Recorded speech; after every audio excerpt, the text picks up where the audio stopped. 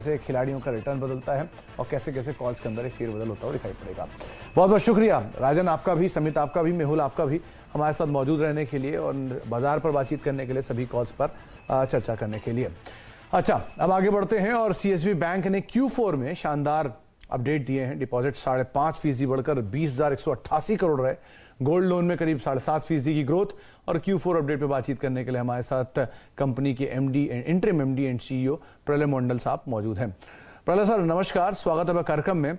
एक बढ़िया loan growth देखने को मिली इस क्वार्टर के अंदर, क्या माने इसको कि किस तरह की ग्रोथ रही, अभी प्रेजेंट सिनेरियो किस तरह का है? दूसरा, क्या ये जो ग्रोथ है इसका फर्दर डाइसेक्शन आप बता सकते हैं, किस किस सेगमेंट से किस तरह की आई है ग्रोथ? हमारा ये जो लोन ग्रोथ हुआ है एक्चुअली अक्रॉस द बोर्ड हुआ है। गोल्ड लोन का लोन ग्रोथ फाइनली इस क्वार्टर में it has taken off. Wholesale banking भी अच्छा ग्रोथ किया है, SME banking has done very well. तो overall I think all round growth हुआ है। आपको पता ही होगा कि बिकॉज ऑफ द एलटीवी का जो इशू था इस साल में ऑन गोल्ड लोन, लास्ट साल में 90% था, इस साल में 75% रेगुलेटरीली चेंज हुआ है।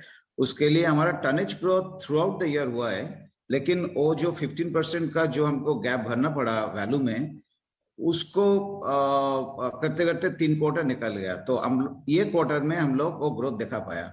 सो that is why we are able to show this growth. एंड ये जो ग्रोथ अब देख रहा है, ये मोमेंटम कंटिन्यूड होगा नेक्स्ट साल में भी। इसमें हमारा पूरे फुल कॉन्फिडेंस है। प्रलय साहब, एक चीज और क्रूशली वॉच की गई है कि जो कासा की ग्रोथ थी वो एटलीस्ट वीकर साइड पे है, बाकी बैंक से कंपैरिजन में मान सकते हैं थोड़ी सी वीकर साइड पर देखने को मिली है। कोई स्पेसिफिक रीजन है इसका, क्यों रहा ऐसा? एक्चुअली कासा रेशियो थोड़ा सा नीचे गया है क्योंकि हमारा ओवरऑल डिपॉजिट ग्रोथ हुआ है, तो वो डिनोमिनेटर न्यूमरेटर इम्पैक्ट का बात है ये।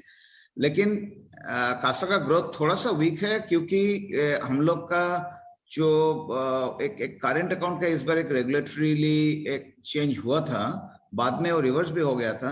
उसमें हमारा थोड़ा सा करेंट अकाउंट में हम लोग थोड़ा सा बिजनेस लॉस हो गया था उस टाइम में, क्योंकि हम लोग इमीडिएटली कंप्लेंट हो गया था जो रेगुलेटरी चेंजेस आए थे करेंट अकाउंट में। तो उसी में हमारा थोड़ा सा लॉस हुआ था, उसको अभी हम लोग मेकअप कर रहे हैं।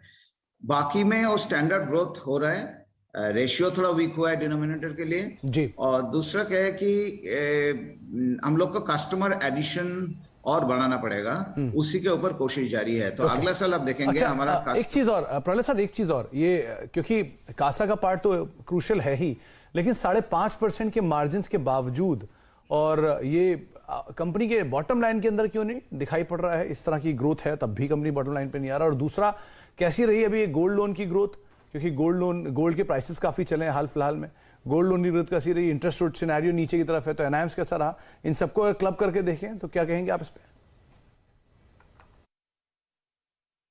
देखिए, ये साल थोड़ा स्पेशल है क्योंकि हमारा जो गोल्ड लोन का जो पोर्टफोलियो था उसमें एक तो मैं एलटीवी के लिए जो ग्रोथ नहीं हुआ था, और दूसरा क्या है कि एलटीवी मैनेज करने में थोड़ा सा स्लीपेजेस बढ़ गया था in beginning of the year, which you have seen in the last 3 quarters. हमारा जब रिजल्ट्स आएगा आप देखेंगे कि हम लोग कैसा मैनेज किया उसको, और हमारा अभी गोल्ड लोन पोर्टफोलियो परफेक्ट है in terms of slippages, NPA, portfolio quality, growth, everything.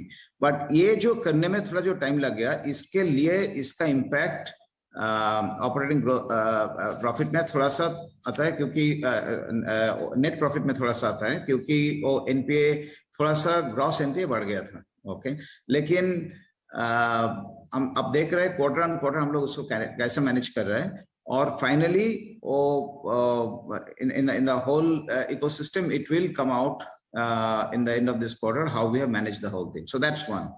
Secondly, हमारा वॉल्यूम ग्रोथ थोड़ा सा कम हुआ है ओवरऑल, सो हमारा बैलेंस शीट थोड़ा सा वॉल्यूम बढ़ाना पड़ेगा। जब वो बढ़ जाएगा ऑटोमेटिकली ओवरऑल प्रॉफिट भी बढ़ जाएगा, क्योंकि रेशियो जितना भी अच्छा हो, आपका बैलेंस शीट का स्केल नहीं बढ़ेगा तो आपको वो ग्रोथ नहीं दिखाई देगा। तो वो हम लोग क्या कर रहे हैं, हम लोग होलसेल में फोकस कर रहे हैं, एसएमई में बहुत बढ़िया तरीके से फोकस कर रहे हैं, और अभी हम लोग जितना भी रिटेल प्रोडक्ट्स है सब एक एक करके लॉन्च कर रहे हैं। ओके, तो चलिए प्रलय सर, बहुत बहुत शुक्रिया अपना समय हमें देने के लिए, हमसे बातचीत करने के लिए, कंपनी के नंबर्स पर विस्तार से चर्चा करने के लिए, और उम्मीद करते हैं कि बेहतर क्वार्टर गोइंग फॉरवर्ड हम आता हुआ भी देखें। बहुत बहुत शुक्रिया सर अपना समय में देने के लिए। चलिए तो अब खिलाड़ी नंबर 1 को तो यहीं समेटेंगे। एक ब्रेक का वक्त है और ब्रेक के उस पार कमोडिटीज मार्केट के अपडेट लेके आपके साथ मौजूद होंगे दीपाली। छोटे से ब्रेक के उस पार। नमस्कार।